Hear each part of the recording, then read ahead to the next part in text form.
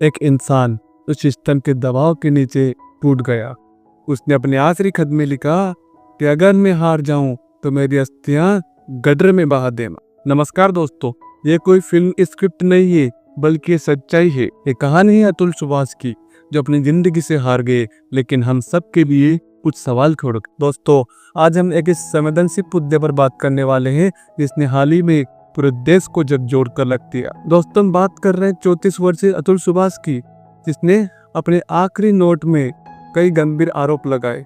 जो नोट कोई छोटा मोटा नहीं था, पूरे 24 पन्नों का नोट था। पहले तो आप खुद सोचिए कि 24 पन्नों का नोट मतलब उस इंसान पर क्या गुजर रही होगी, कितना दुख वो अपने सीने में दबाए बैठा होगा। आइए इस मामले को अच्छे से समझते हैं और हम विचार करते हैं, क्या हमारे जुडिशियल सिस्टम में पुरुषों के अधिकारों की अनदेखी हो रही है? क्या हमें इस सिस्टम को सवालों के घेरे में खड़ा नहीं करना चाहिए? अतुल सुभाष ने अपनी आखिरी 24 पन्नों के नोट में अपनी पत्नी और उसके परिवार पर झूठे आरोप और 3 करोड़ रुपए मांगने के गंभीर आरोप लगाए हैं। अतुल सुभाष ने अपने नोट में लिखा कि अगर मैं सिस्टम से जीतता हूं तो मेरी अस्थियों को गंगा में प्रवाहित करना, और अगर मैं सिस्टम से हार गया तो मेरी अस्थियों को कोर्ट के बाहर गटर में बहा देना। अतुल सुभाष ने लिखा कि उन पर पूरे 9 झूठे आरोप लगाए गए थे, और सबसे बड़े दुर्भाग्य की बात यह है कि उन्हें उनके बेटे से मिलने के लिए रिश्वत देनी पड़ी। एक पिता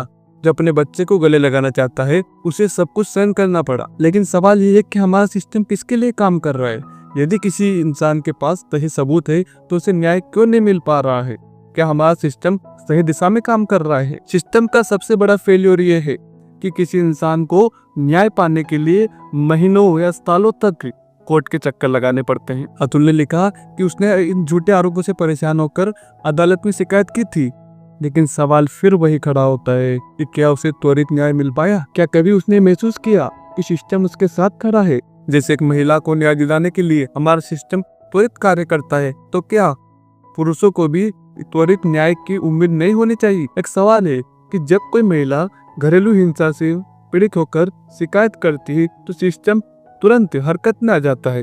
होना भी चाहिए, क्योंकि हमारा सर्वोपरि काम है महिलाओं को सुरक्षा देना, उनका सम्मान करना। मैं ये नहीं कहता कि मैं महिलाओं की सुरक्षा और उनकी सुरक्षा के लिए बने कानूनों के खिलाफ हूँ, लेकिन मैं ये कहता हूँ कि जो इनका मिसयूज कर रहे हैं उन पर तो कोई कदम उठाया जाना चाहिए, क्योंकि जब एक पुरुष झूठे आरोपों का शिकार होता है तब उसके लिए कोई सुनवाई नहीं होती। अतुल का तो यह अनजान था, लेकिन क्या हम उन सभी पुरुषों के लिए कुछ कर रहे हैं जो इस दुख से गुजर रहे हैं? सेक्शन 498A जो कभी महिलाओं की सुरक्षा के लिए बना था, आज वही कुछ महिलाओं के लिए, मैं बोल रहा हूँ कुछ महिलाओं के लिए, एक ब्लैकमेल का सबसे बड़ा हथियार बन चुका है। अगर सिस्टम ने कानूनों के मिसयूज को रोकने के लिए सही समय पर सही कदम नहीं उठाए तो न जाने हमें कितने अतुक होने पड़ेंगे। हमें सिस्टम में बदलाव की जरूरत है, कानूनों को फेयर एंड बैलेंस बनाने की जरूरत है, ताकि कोई भी न तो अन्याय सहने पर मजबूर हो और न ही कोई झूठे आरोपों का शिकार बने। बाकी आपकी इस मामले पर क्या राय है,